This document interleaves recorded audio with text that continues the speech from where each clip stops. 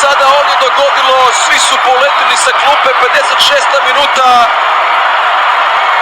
Kakva nepažnja Aleksandra Šlagera na golu. 1:0 Srbija. Pogledajmo Šlagera. Dodavanje Šlagera, Sajval vraća povratno i loše primanje Šlagera, tu je prvo ga spasila vratnica, ali ne za dugo iz drugoga plana, dotrčava Maksimović i Šlager gubi ovdje, ostaje bez kopačke, ali ostaje bez svog dostojanstva, jer ovo je stvarno nevjerojatna pogreška austrijskog vratara i pogreška koja sada ozbiljno ugrožava težnje i nastojanje austrijske reprezentacije ovdje u Beogradu. Srbija vodi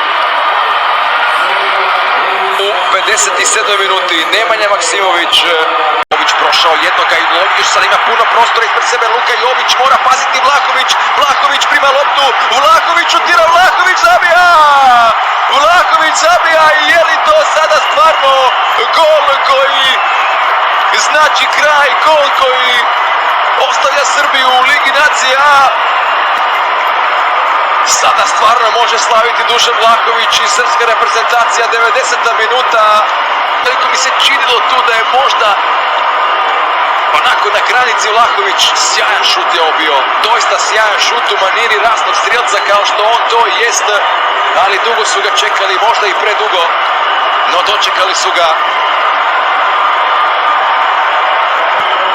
Srbija, Austrija 2:0, Dušan Vlahović je zabio